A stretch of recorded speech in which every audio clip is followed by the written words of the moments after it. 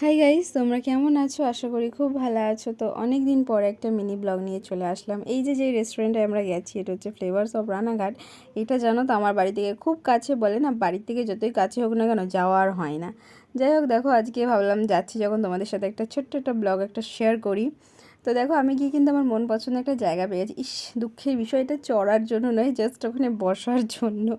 আমিও না পারিও বটে, যেখানে যাই মানে রূপ ধারণ করে নিই। তো তারপরে চলে আসলাম ট্রি হাউসে। আমার না ওখানে সব কিছুর মধ্যে সবচেয়ে সুন্দর লেগেছিলো ট্রি হাউসটা। সেই ছোটোবেলায় মনে আছে হচ্ছে আমরা যে কার্টুনে যেগুলো দেখি, হ্যাঁ আমি কিন্তু এখনও সেই জগতেই বেঁচে আছি।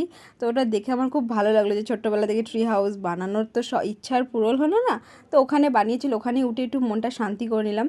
তারপর আমরা নিয়ে নিয়েছিলাম মাটকা চা। মাটকা চাটা খুব সুন্দর স্মেল বেরোচ্ছিলো, কিন্তু খাওয়ার পর অতটা ভালো লাগেনি। আর এখানে বসবো বলে গেলাম, কিন্তু ওই যে সিগারেটের যে অবশিষ্ট অংশটা থাকে সেটা ওখানে ফেলে রেখেছিলো, আর আমার মোটেই পছন্দ না। তারপরে দেখো এখানে আমরা প্ল্যানিং করছিলাম কে কী পোজে ছবি তুলবে। দেখো কী সুন্দর পোজ দেখাচ্ছে। হ্যাঁ, পোজটা কিন্তু হেভি কিউট আছে না বলো? হ্যাঁ। তারপরে দেখো আমরা চা খাওয়া শেষ করে এদিকে দেখো ক্রাম খেলার জন্য সুন্দর একটা এরিয়া আছে, বেশ ভালোই লাগলো। আর ফ্রেন্ডদের সাথে যাওয়ার জন্য তো দারুণ জায়গা, খুব সুন্দর জায়গা। আর আমার বাড়ির কাছে তো আমি তো আগে দৌড়িয়ে যাব।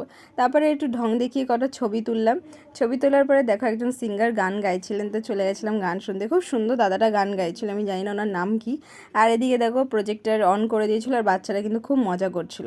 তারপরে চলে গেছিলাম খেতে। আমরা ভেবেছিলাম হয়তো নৌকাতে আমরা একটু জায়গা পাবো, কিন্তু অনেকক্ষণ ওয়েটিং করার পরে আমরা জায়গা পাইনি।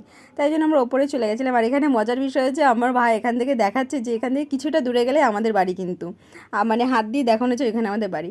তারপরে দেখো খাবার হচ্ছে সার্ভ করে গেছিলো দাদাটা কিন্তু খুব ভালো, আমাদের খুব ভালোভাবে সার্ভ করেছেন উনি। উনি বলছিলেন আমি কি পার্টিকুলারভাবে সার্ভ করে দেবো? বললাম না, আমরা নিজেরাই করে নেব।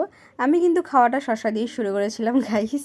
আর হ্যাঁ, খাওয়া দাওয়া কিন্তু খুব সুন্দর ছিল। আমরা চিকেনের একটা আইটেম নিয়েছিলাম, আর নান নিয়েছিলাম না তন্দুরি, হ্যাঁ ভুলে গেছি আমি। খুব সুন্দর খাবার করেছিল আর ভালোই লেগেছে আমাদের। তো তোমরা কে কে গেছো এখনও আমাকে কমেন্টে অবশ্যই কিন্তু জানিও। চলো আমরা খেতে থাকি। তোমাদের যদি ভিডিওটা ভালো লাগলে অবশ্যই কিন্তু জানাবে। হ্যাঁ, হয়তো আমি অনেক আটকে আটকে গেছি, অনেক দিন পরে ভিডিও করছি, আর এত লং ভিডিওতে আমি কখনো ভয়েস দিইনি, একটু অসুবিধা হচ্ছে, তোমরা একটু ম্যানেজ করে নিও। তারপরে দেখো এখানে প্রি ওয়েডিং শ্যুটও চলছিল। চলো দেখা হচ্ছে নেক্সট ব্লগে। চলো টাটা।